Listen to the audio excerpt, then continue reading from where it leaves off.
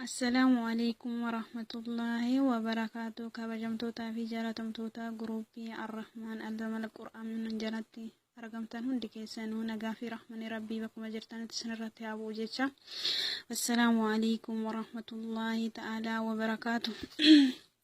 سورة اسم فيديو كنا كيستي أرقتنكم جيتشودا آمينة مدسر شمسي حسين جدامتي godina Arsii aanaa xannaa xiichoo ganda Solee Caffaa keessatti dhalattee keessatti guddatte jechuudha.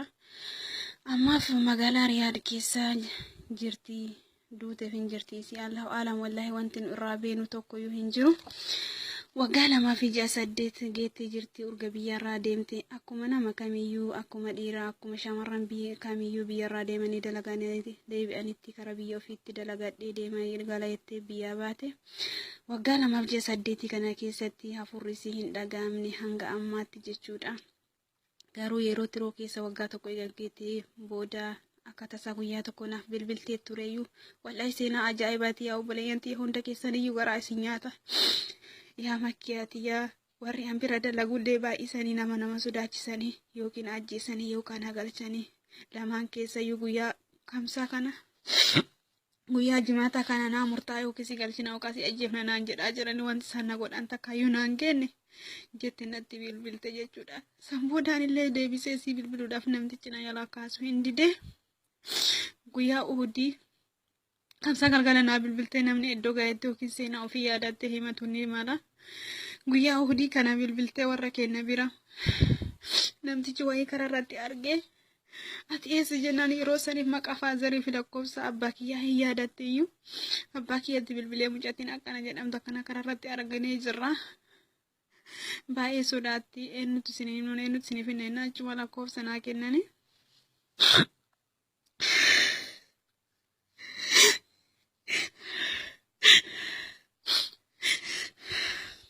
Akka yeroo sanitti jechuudha. Akka yeroo sanitti namtichi kun kararraa arge kun nutti hima. Morma isii kana karaa mirgaatiin jechuudha. Hidda isii kana jala qalanii. Yeroo sanitti bilbilee itti haasa'ullee ana beekuu hin dandeenye. Akkasuma obboleettiin tiyya magaalaa Riyaad keessatti argamtu biraallee yoo bilbiltee bar'anii rahee mala itti himtu nulachuuyyuu beekuu hin dandeenye jechuudha. Sodaachisurraa. Inna lillahi wa inna ilaihi raaji'uun. Wanti isiniin jechuu barbaadu yaa obboleeyyan akira yaa obboleeyyan fuula rabbii dhiira dubartii osoo hin jedhin bakkuma jirtanitti du'aa naa godha. Bakkuma jirtanitti viidiyoo kan intarneeta adda addaatti feesbuukii intarneeta waan adda addaatti gannaa dhiisa. Adada fuula rabbii dhaabattaniin adada salaata 5 salaattan keessatti yoomiyyuu du'aa hin dagatinaa yoomiyyuu du'aayiidhaan na duukaa dhaabadhaa isiniin jecha. Wallahi abbaa faatii kiyya jechuudha. Isin hunduu abbaa faadhaan qabdanii rakkini tokko odoonirra gahe hangamtaa akka nuuciin qaban hangamtaa akka yaaddaan hin beektan keessattuu haadha gara haadha. Osoo nyaata waan hin nyaanne fakkaatanii osoo uffatan waan hin uffanne fakkaatanii akka muka sirkiitti goggoganii dhaabatan. Warroonni magaalaa Riyaad keessatti argamtan naannoo safaaraatti jechuudha. Warroonni mana yaalaa keessa dalaydan warroonni ala baatanii barraa dalaydan hundi keessanuu suuraa kanaa fi riikoordii kana odoon dhageeffatin osoo du'aa hin godhin biraan tarina yaa obboleeyyan akira yaa ikhwaani fillah yaa obboleeyyan fuula rabbii sababa isin du'aa hin gootanii rabbi qeebalee hafuura isii ba'uun ni mala. Nama du'e jedhanii hin awwaalamne nama dhibame jedhanii hin badadamne wallahi garaan nu gubattee halkanii guyyaa hin sabbarra jirru sabrii dadhabne bakka jirtanitti mee du'aa hin godhanumaaf rabbii sabrii nu irra caalanii wallahi haadha abbaa kiyyaaf sodaadde.